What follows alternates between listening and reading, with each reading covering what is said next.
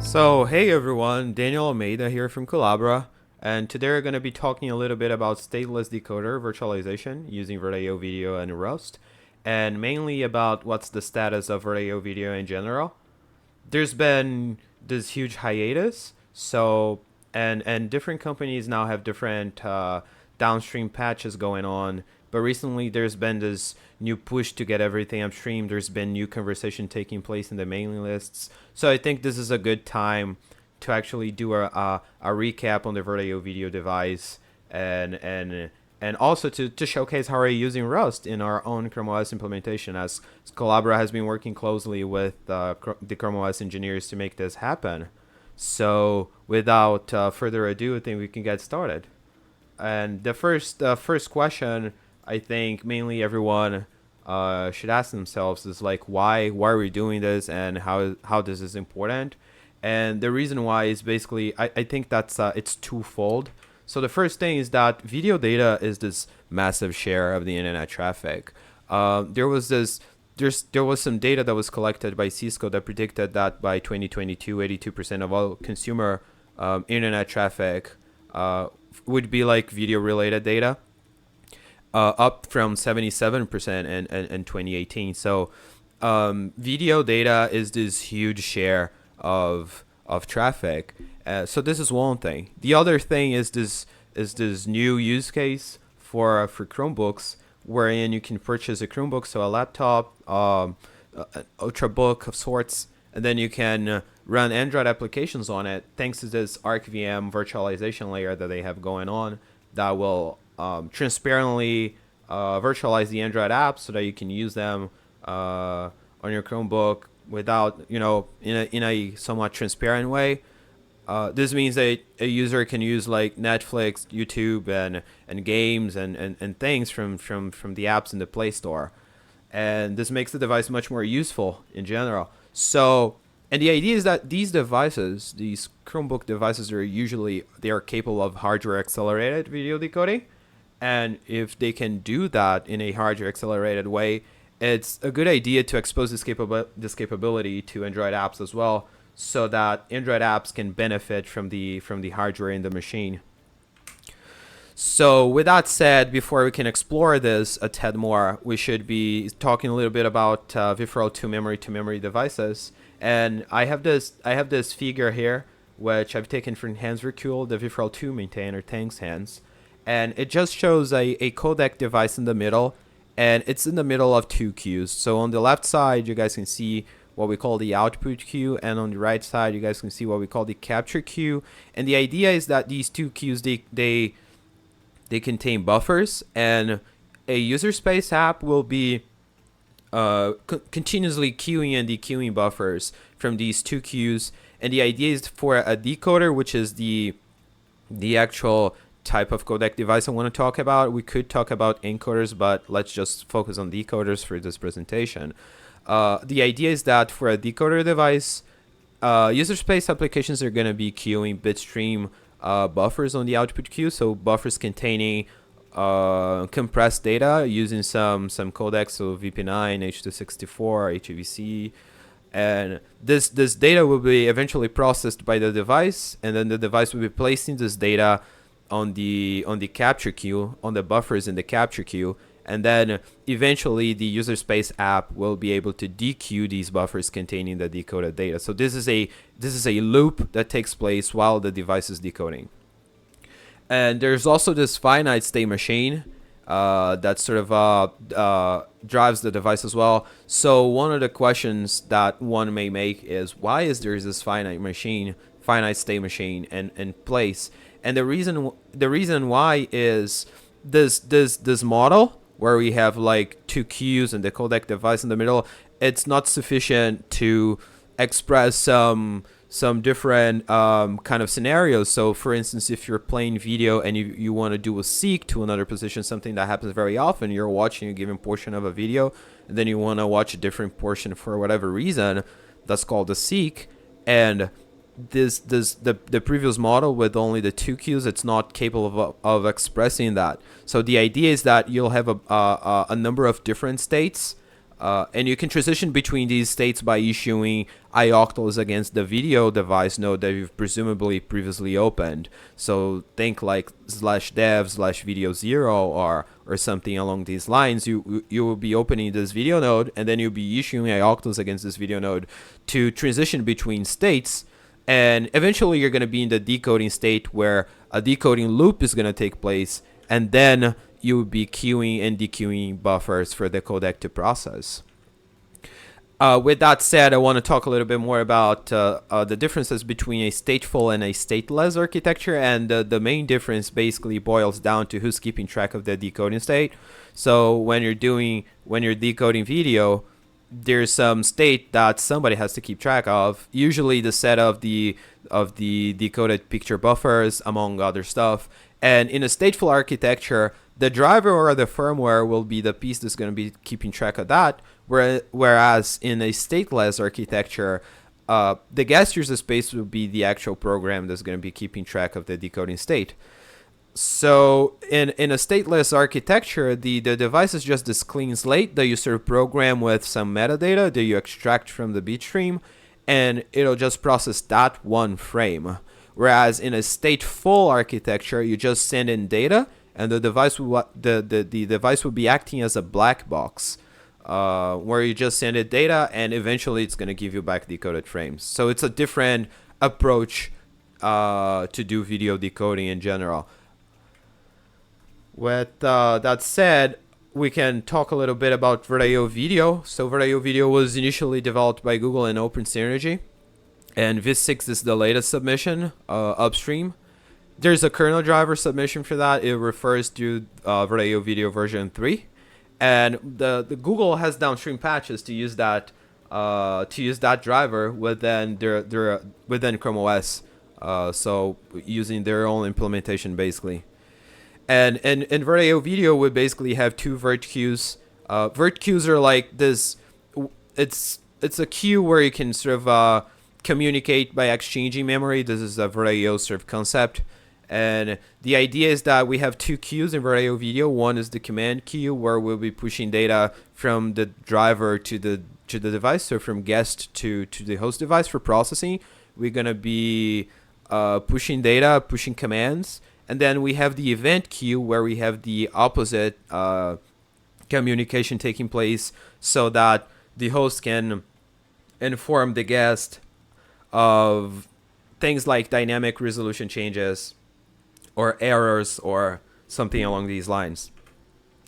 So the reason we were speaking about like stateful and stateless implementations and VirtIO 2 memory-to-memory devices is that the VirtIO Video kernel driver exposes itself as a VirtIO 2 stateful device.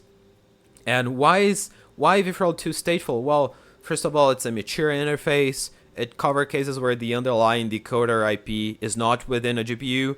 There are approaches out there that are trying just to like virtualize VA API or something along these lines.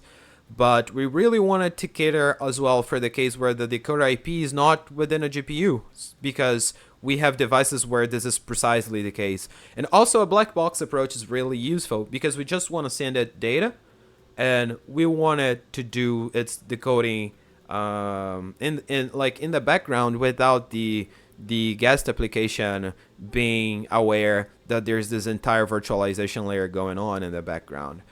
And this driver is also heavily based on the VirtIO GPU, which is also upstream in the Linux kernel. So the idea for the kernel driver is really simple. It translates from the VirtIO 2 ioctls to VirtIO Video commands. So the guest user space app will be, as we said previously, issuing VirtIO 2 ioctls against this video device node, so that it can sort of change states to eventually end up in the decoding state, and also so that it can be, while it's in the decoding state, so that it can be queuing and dequeuing buffers in that decoding loop. So whenever the device issue ioctls against the video node, the kernel driver will be translating that into VirtIO Video commands, and then placing these commands in the command queue for further processing by the host device. And by doing this translation, it ends up implementing the VirtIO 2 stateful finite state machine. And so that a guest user space app doesn't really have to know that there's any virtualization taking place. It just iOctal submits data in the buffers, and eventually it's able to dequeue buffers with the decoded data in them.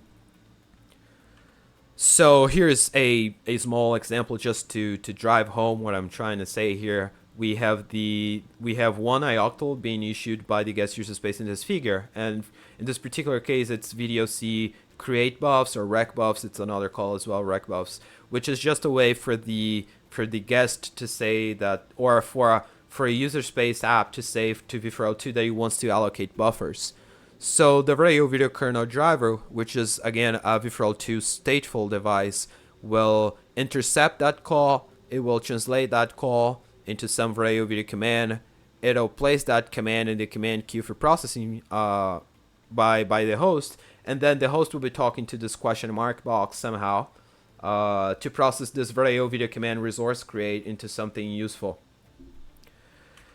So here's the architecture thus far. We have in the guest we have a guest user space app issuing iOctals against the VirtIO video kernel driver. The VirtIO video kernel driver translating these iOctals into VirtIO video specific commands. For our use case here, we have CrosVM, which is Google's virtual machine manager, taking these commands in the command queue, dequeuing them, and then processing them using this question mark shaded box in the host. Eventually, this shaded box will be somehow decoding the video data, and it'll be piping the frames back to CrosVM, and then CrosVM will be pushing the frames back using the virtue queues back to the VirtIO video kernel driver, and then the VirtIO video kernel driver can make the frames available to the guest user space application, which can be like GStreamer or FFmpeg or other apps. So and now we have to talk a little bit about what is that shaded question mark box, and these are like CrosVM decoder backends. So what is CrosVM in the first place? Well, CrosVM is this virtual machine manager that's shipped with Chrome OS, and it's the cornerstone of Chrome OS virtualization layer. So it's when, for instance, when you're running Android apps in the background, it's CrosVM that's going to be providing the virtualization for it, and it has this huge focus on security. So it's written in Rust, and it's focused on VirtIO devices. And the main idea here being that CrosVM as a virtual machine manager really has no idea how to decode video. This is a very different thing from what it was built to do, so it has to interface with something to get that video data decoded. And that's something which I've denoted with that shaded question mark box. That something is what we call a backend for CrosVM. So we have like 3 different backends going on nowadays for CrosVM. The first of which being libVDA. So the idea with libVDA is pretty simple. libVDA is just this library that lets you interface with the Chromium GPU process to actually decode video data. So most of us here know that Chromium is this very mature project with a very mature video decoding stack. So the idea is simple. Just use Chromium, ask Chromium to decode data. Bam, there you go. But this has a major issue, which is like we have a virtual machine manager which is written in Rust with a focus on security and memory safety and everything, linking against a web browser, which is a very different kind of software, which is also, by the way, not written in Rust. So this is a problem. This is something that the Chrome OS engineers wanted to do away with, which is why we have like CrossCodex going on, which is our own crate written in Rust. We also have like an FFmpeg backend using the FFmpeg software decoders. It's used only for testing so that you can test the VirtIO video implementation in CrosVM without necessarily owning a Chromebook device. You can test that with a regular laptop if you're using the FFmpeg backend, and also if you're using cros-codecs. So the idea of FFmpeg is just to use it just for testing, and we're not integrating it like the hardware like acceleration and FFmpeg, because again, FFmpeg is this huge project written in C, which brings us to the topic of CrossCodex, which is our solution. CrossCodex is basically a library written in Rust to do video decoding in safe Rust, with all the guarantees that the Rust language provide to us, so memory safety, so on and so forth. It's not published on crates.io yet because it's heavily work in progress, and it contains all the pieces that are necessary in order to do video decoding. So mainly parsers, which is where we're going to be extracting the metadata to drive the decoder. The decoder logic, which is the piece that's going to be keeping track of things like of the state, right? Which is what we've talked about previously. So things like the set of reference frames and any other kind of information that you have to keep track of between frames. And also, it itself contains backends, as we will see shortly. Currently, we have a VA API backend, so CrossCodex will itself use the VA API driver in the system to get a video decoded. And we're also working on another backend, which is the virtual 2 stateless backend. So here is a more complete picture, I think. So this is everything in this picture is just that shaded question mark box from earlier. So here you guys can see we have CrosVM. CrosVM will be using for now CrosVM will be using like CrosCodecs to decode video. CrossCodex will be using the VA API CrossCodex backend. It'll be talking to the VA API implementation in the system, which will be talking to the VA API driver, so Intel Media Driver or Mesa, depending on what graphics card you're using. That's going to be talking to DRM in the host kernel, and then up until now, nobody really knows how to decode video data. But once DRM starts talking with the GPU, then the GPU knows how to decode video because it has an IP in there, a circuitry that is specialized in video decoding. So the GPU will be doing the video decoding and eventually getting the raw decoded data. And then the data will be pushed all the way back until it gets to CrossVM. Then when it gets to CrossVM, we'll be pushing the data back to the VirtIO video kernel driver in the guest now. And then the VirtIO video kernel driver and the guest can make the decoded data available to the guest user space application. So here's some backlog. We still have to upstream the VirtIO video protocol. As I said, there's been this new push to get everything upstream. Google is collaborating again with Open Synergy so that we can get VirtIO video upstream because it's not upstream yet. We plan on adding more codec support because thus far we only have VP8, VP9, and H.264 supported. And most people want to see HEVC and AV1, which is like the state of the art for like video decoders. Encoder support for CrossCodecs in particular, while VirtIO video itself has encoder support.